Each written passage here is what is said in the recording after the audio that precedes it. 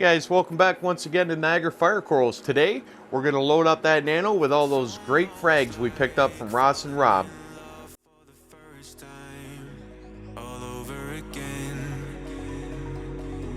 Hold on tight to the feeling, but it's a roller coaster in my head. So I'm holding myself on a precipice, and I've been dreaming off the ground. So I'm looking for something that's definite. I'm praying you don't let me down. It's gotta be.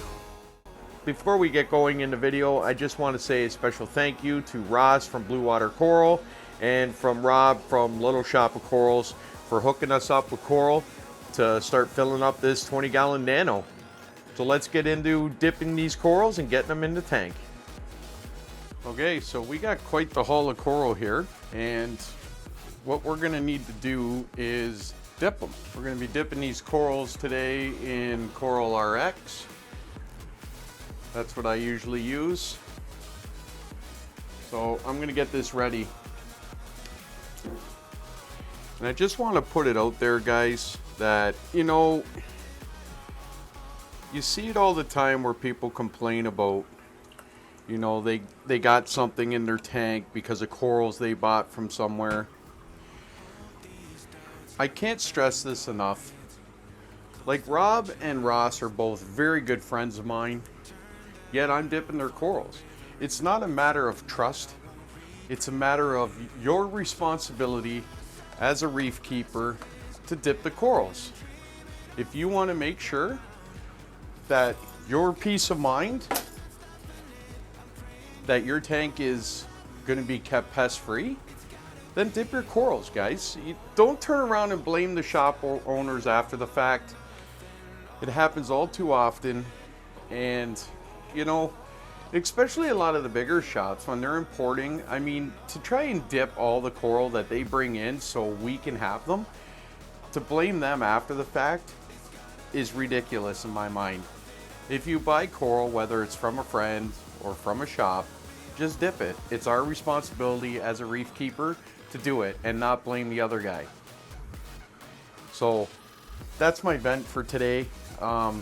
I'll say it again, guys, it's your responsibility to dip the coral. It's not the shopkeeper or the guy in his basement or whoever. It's not their responsibility to make sure your coral's clean. I mean, most of them do, but the chance is still there. So just take the few minutes it takes yourself and dip your corals. All right, so we're gonna start putting all these corals in the dip, and we can get to putting them in the tank. So the first one up here is the little Lobo. I'm going to put that in there. Now most of these I'm going to cut the plugs off of them as well. That's another thing you can do to make sure that they're clean, because there can be a lot of eggs from different pests that could be on the plug. So there's one of our 8 cans. So I'm going to go ahead, I'm going to get all these in the dip, and then I'll be right back with you guys. Okay guys, so we got all the pieces in the dip, and we'll leave them in here for about 10 minutes or so, just to make sure that everything's clean. And then from here I will rinse them off in the container I have right next to it here, and then the majority of these pieces I will cut the plugs off, and then from there they can be mounted in the tank. So I'm just going to leave these sit now for the next 10 minutes. We'll see what comes out in the water and see if they're nice and clean. I imagine they will be, but again, you know, this is just a safety precaution for yourself, for your own peace of mind. Okay, so I've gone and I've taken the frags out of the dip. As you can see, as expected, they were clean. Nothing that concerned me whatsoever with all of the frags from both Rob and Ross. And just some pods in there, which is absolutely normal. So all the frags now are sitting in, sorry about the lighting in here, guys, it's not the best. But all of our frags are now sitting in here. They've been rinsed. This is nice clean salt water that they're in. And I'm gonna start cutting off the plugs on what I can and remounting them, getting everything ready so we can mount it in the tank. Okay, so I went and I cut the plugs off most of these. That one there was the fresh cut. I've replugged that, and I put a base on the small Lobo as well as the hammer, which is right here. So when I stick them on the sand bed, I don't have to worry about them sinking into the sand. So I got them all ready. And this took me a total of 15 or 20 minutes. That's unbagging them, dipping them, cutting the plugs off of them, replugging ones that I wanted to replug, and I'm at the point now where I'm ready to put them in a tank. 20 minutes for the peace of mind, it's worth it. So I'm gonna get the two Acros, I'm gonna put them in the frag system because they are for the display tank, and then we'll get to mounting these A-cans and everything else in the little Nano. All right, so we're at the fun part. As you can see, I have added a few pieces. I added the Forest Fire Digi. I added the gold hammer. That is a little button Scully that I fragged. That is another one of my Scully frags. Some Blastos and mushroom. We still have a little bit of the diatoms going on. The Ghanies are doing just fine. And I added that red Ghani there, as well as this rainbow Ghani in the front. Now I just put that in there yesterday. It was not doing well in the other tank. And I can see it's already starting to open up, at least in this tank. So I expect it'll recover fully. It's just gonna take some time. First off, I'm thinking I'm gonna move this Ghani here back over into this middle area, because there's a large rock that comes out in behind this, and it's going to be a nice spot to put all the A-cans on, I think. So that's where I think we're going to mount those. So I'm going to start moving this. It's going to make the clowns mad because they really like this piece, but we're not going to take it out, not yet anyways. We're just going to move it a little bit. Oh, I think right there is going to be good. And as you can see, we got this nice rock here that we can put A-cans on. Right here. Nice little island. Might even put one more rock out here in front, just so I can extend it a little further. As you guys can see, I went and I added a rock in the back. These are pieces left over from when I built the Aquascape. That piece there is where I'm going to put the clove polyps, just because I don't want them on the main rock work or they'll take over.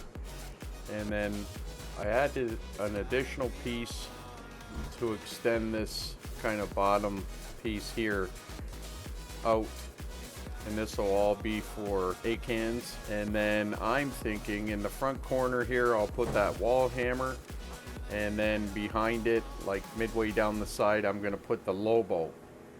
So I'll go ahead and I'll stick those in now, and then we'll start mounting the A-cans on the rock.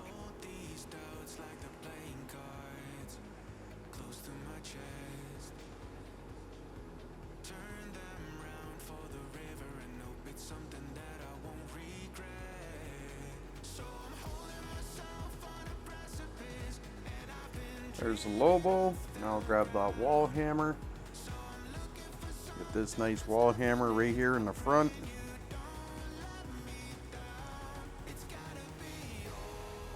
You see, the reason I put the bases on these is so I can sink the base in the sand, but the hammer and the Lobo and that itself won't sink. That takes care of them.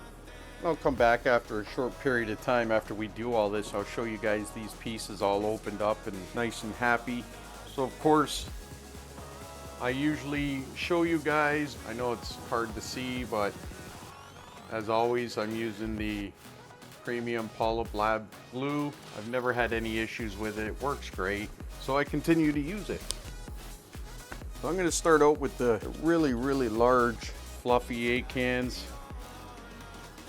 that were right in the front there. I'm going to put those in first. I'm going to put them right on the front of that rock. Or you know what, I'm going to put them on the kind of that side point.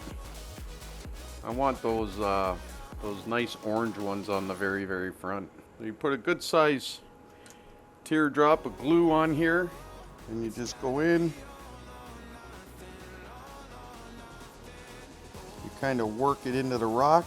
Just give it a second to take hold. There we go. Next up, I'm going to mount those really nice yellow ones. I'm going to mount them right on the very front. Try not to get glue on me while doing it.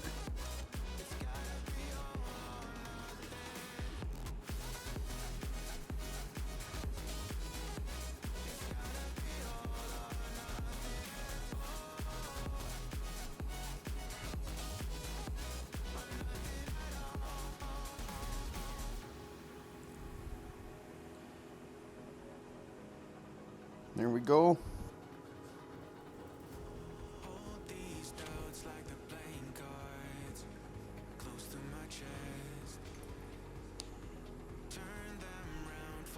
And we're gonna go with these really nice blue and red ones that we got from Ross. We're gonna mount these guys right here on the side.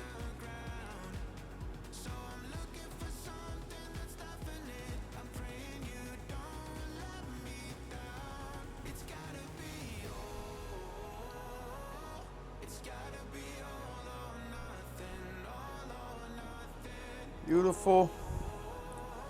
And then we have one more acan.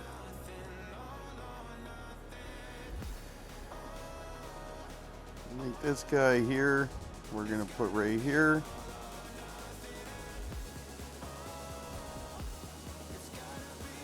Just gotta knead it into the rock a little bit. The glue, get it to hold. There we go.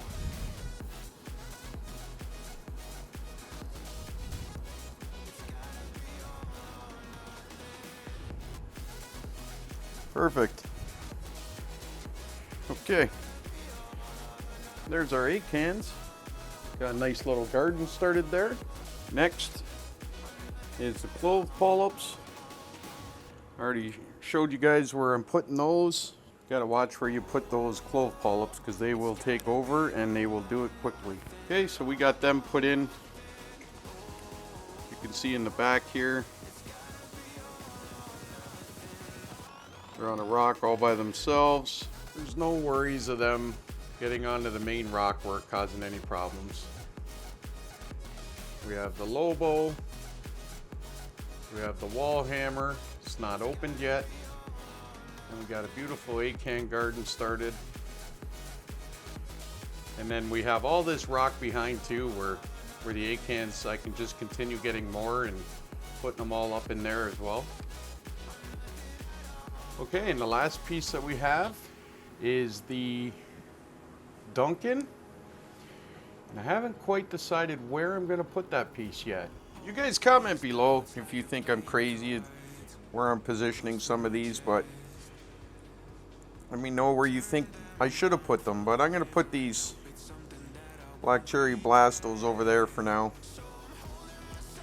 And then I'm thinking this Scully, I'm gonna mount the Scully right on here like this.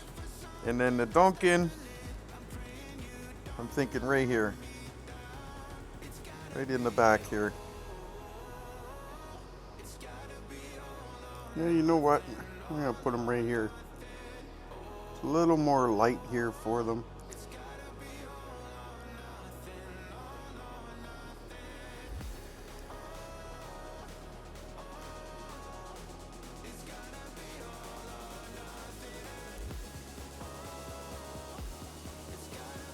I think they'll be a little bit happier there. Then we're gonna go and stick this Scully here right there. Both of them are not very aggressive corals at all, so not too worried about coral warfare there. Go Oops. Well, that one was the next one we were gonna glue, so.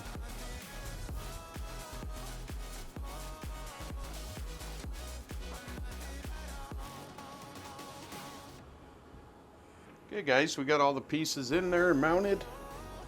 I do not like the way that scully's sitting.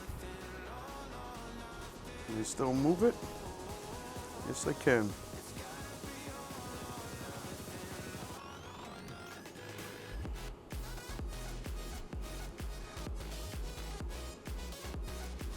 That's much better. Much better. All right, so we'll give the tank some time to settle, clear up, give all these corals the opportunity to open back up, and then I'll come back and I'll let you guys see how they're all doing and see everything as it's opened back up. All right, so here we are at the tank. We'll just have a look at these corals after they've had an opportunity to settle in a little bit. Hopefully Bonnie and Clyde don't photobomb us too much.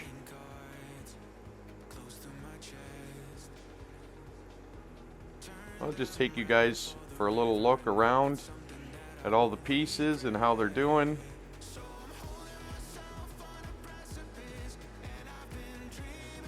And you can see they're all starting to open back up. And Bonnie and Clyde are going to do what they do best, and that is photobomb us.